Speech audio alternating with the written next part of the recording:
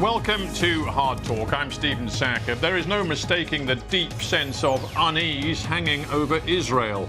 The death toll in the conflict with the Palestinians has surged in recent months, just as Israel's far-right nationalist government, led by Benjamin Netanyahu, has been rocked by mass protests and civil disobedience at home and unprecedented criticism from allies overseas. My guest is a member of parliament in Mr. Netanyahu's Likud party and former minister, Danny Danon. Is the great survivor Netanyahu now jeopardising the future of Israel?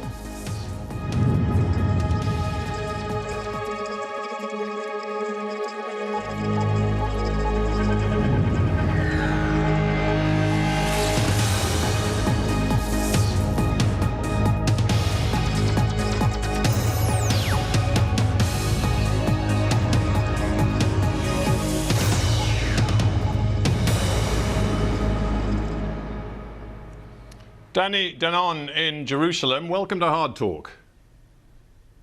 Thank you for having me, Stephen. It's a pleasure to have you on the show, Mr. Danon. Would you agree that right now Israel appears to be in a very perilous position? You have deep political turmoil at home and a security crisis at the very same time. The former makes it more difficult to deal with the latter, doesn't it?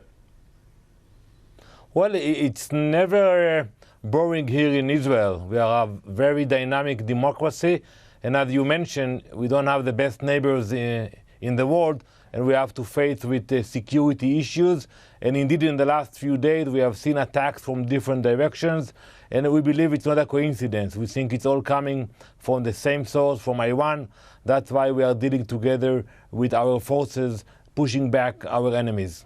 Surely the real lesson of the last few weeks is that you reap what you sow, and the most extreme far-right in government in Israel's history is very much reaping what it is sowing in terms of the alienation, the anger, the frustration amongst Palestinians, particularly those living in the occupied West Bank. Well, I beg to differ with you. We have a democracy. We went to elections a few months ago, and the government was democratically elected. Unfortunately, with the Palestinians, nothing is new. When you had a left-wing government, they were not willing to negotiate with us. Today, when you have a right-wing, more conservative government, they are not willing to negotiate with us. And we see that the radical forces taking over, both in Judea and Samaria. In Gaza, we know that Hamas took over more than a decade ago. So it's unfortunate. While we are signing peace treaties with moderate Arab countries in the region, we see that the radical forces among the Palestinians are becoming more and more stronger. It's a bit rich, isn't it, Mr. Danon, to say that the Palestinians in the West Bank aren't interested in negotiating with you. Your government, the coalition, is most definitely not interested in negotiating with them. Never before has there been a government so full of ministers who only want one thing, and that is the complete annexation of all that occupied territory. That's what you've wanted for years. It's what people like Mr. Smotrich and Mr. Ben-Gvir want, and it's what this government appears to be intent on achieving. So, first of all, that's not the policy of the government. It's the policy of individuals I've just named, including yourself. You started calling for the annexation of occupied territory in the West Bank as far back as 2011. So let's talk first about the narrative. I never call it annexation. You cannot annex something that belongs to us.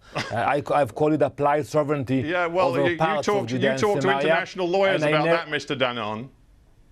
Well, I will, but I never called it annexation. And second, we never called it for annexing all the lands in Judea and Samaria. We do believe that we should apply sovereignty over the Jewish communities in Judea and Samaria. But let me ask you that. We are now celebrating 75 years of independence here in Israel.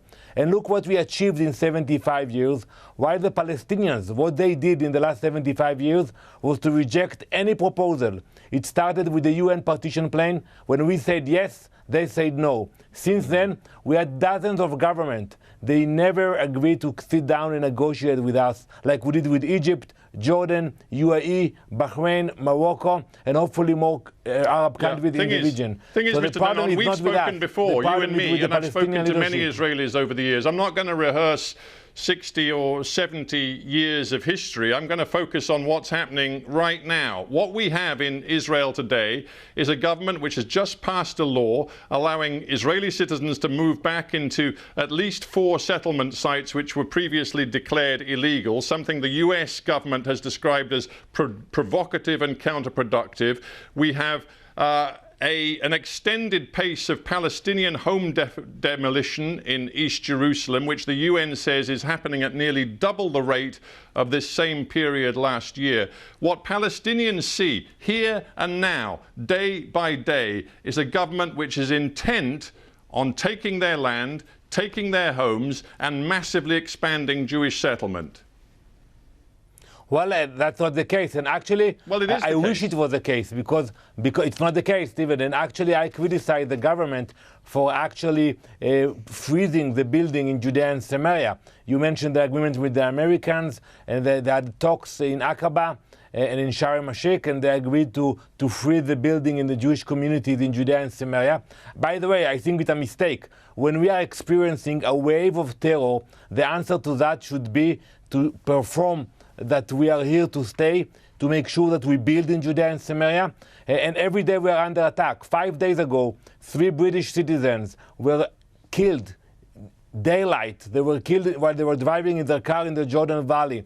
The D family, 2 daughters were killed on the spot, and the mother was killed a few days later. We haven't heard any condemnation from President Abbas or from any leader from the Palestinian Authority. So if somebody thinks that those terror attacks will push us away from our land, that's a mistake. The answer to that will be to build more, to bring more Jews to Israel. That will be the answer to terrorism. The figures are indeed very depressing. You refer to the tragic murder of 3 British Israeli women, a mother and her 2 daughters. Overall, Israel has lost more civilians this year to terror attacks. The same indeed is true for the Palestinians. They have lost more civilians to violence, either from the Israeli military or from Israeli Jewish settlers this year as well. The spiral of violence is deepening, and what we see is that your government is full of ministers who appear to want to provoke more violence, including, for example, Minister Smotrich, who actually liked a tweet which suggested that one Palestinian village, Hawara, should be, quote, erased from the map. First, I want you to recommend you to check your facts. We don't attack civilians. We attack terrorists. And in the last few weeks, we were able to I kill referred simply to terrorists civilian deaths. I referred to civilian deaths, Mr. Danon. The statistics are undeniable.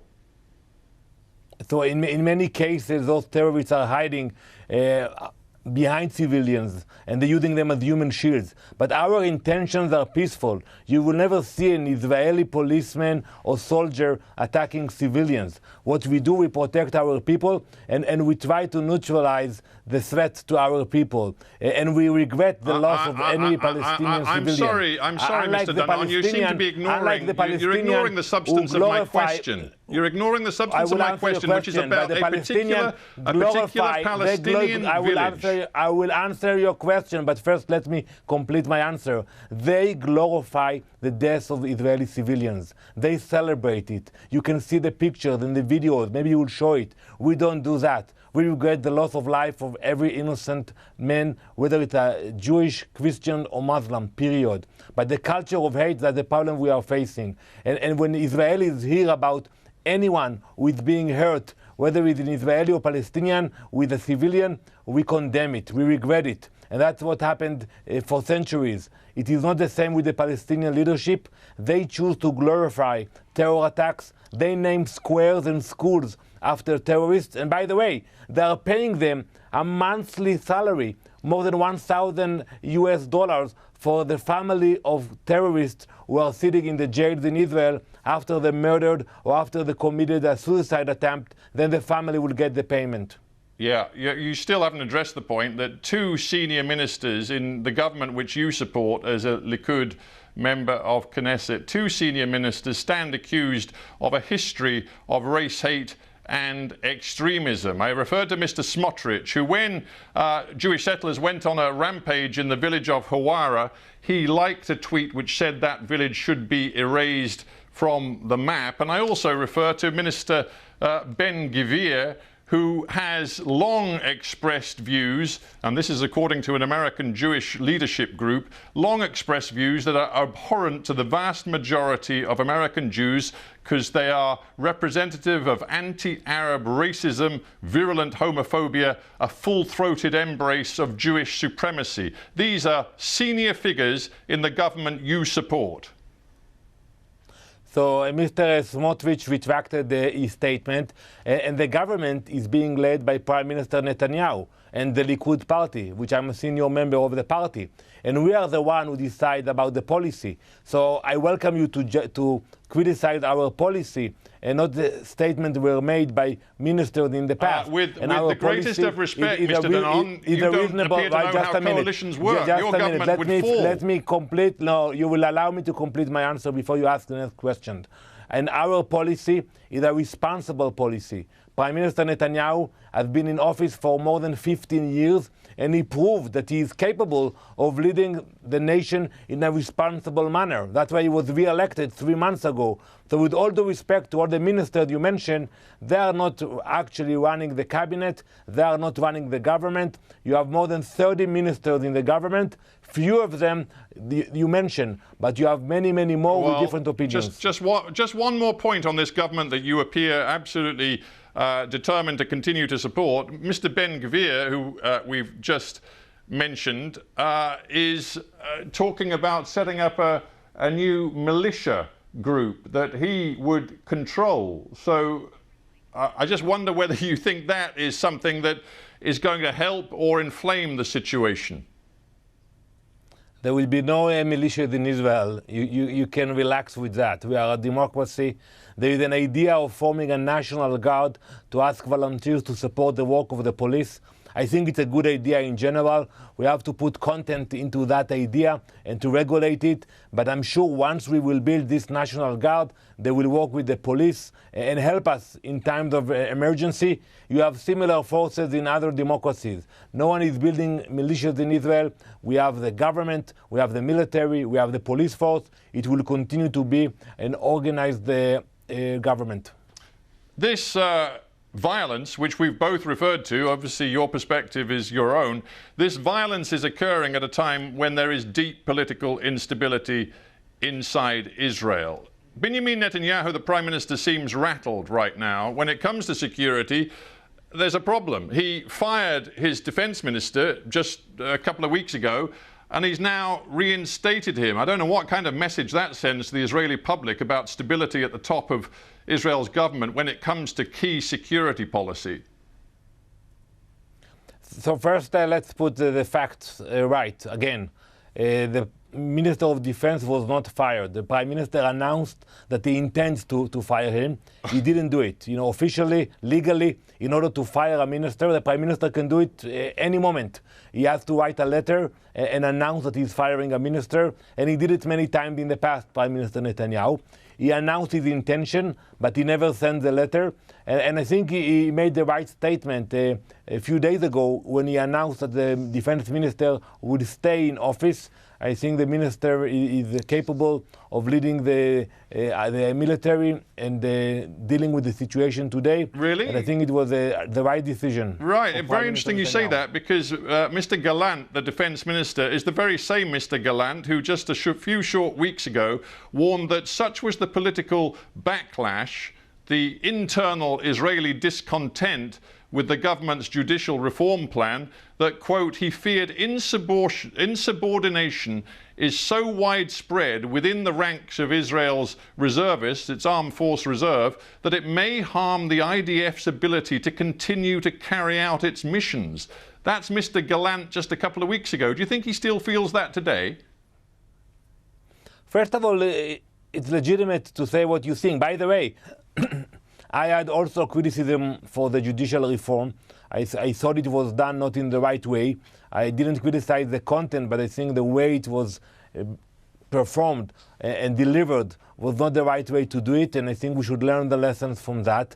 Well, I will tell you that. Hang on. What lessons should be learned? Should Benjamin Netanyahu do a U-turn and abandon this judicial reform plan?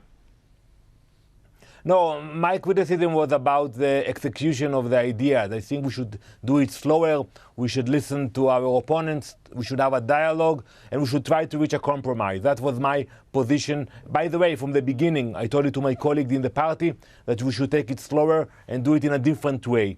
Unfortunately, my position was not accepted, and only now, after major demonstrations, we actually decided to relax, slow down, and we started a dialogue under the auspices of President Herzog.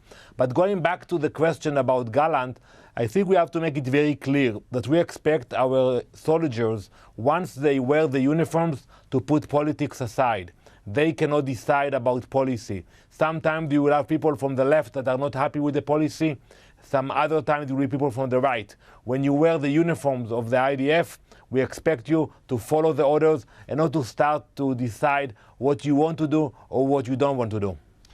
Let's face it, Mr. Danon, you're an elected politician. You know how politics works. The polls right now are horrible for you, your party, and your government. It's clear from a bunch of polls that roughly 2/3 of the Israeli public do not support these judicial reforms, which, just to remind people, would massively increase the power of the majority in the Knesset to control Israel's highest court. That's what the reform would do. The public doesn't like it. And according to the latest media polling, your party's support now stands at a low which would give it only 20 seats in the Knesset. And only 25% of the Israeli public believe that Netanyahu should continue in government. He's going to have to recognize reality, isn't he? So first, regarding the polls, the main question was in front of the Israelis only 3 months ago, when they went to vote a few months ago. That we had elections, and we have the result of the elections. Plenty's changed in the last 3 months. And that's what counts. The second point, the way you describe the reform is not accurate at all. What we were trying to do is to balance the system. You know, when you have a democracy, you have checks and balances, and what we believe and felt, and many of our supporters believed it as well, that the judicial system took too much power from the Knesset, from our parliament, and from the executive branch, from the government, and we were trying to balance it. Maybe we did it too fast. Maybe we did it in a way that should not be done. But the principle is to balance it. And by the way, because we have too many elections, like the same problems you have in the UK with your system and in the US, many democracies are in trouble today.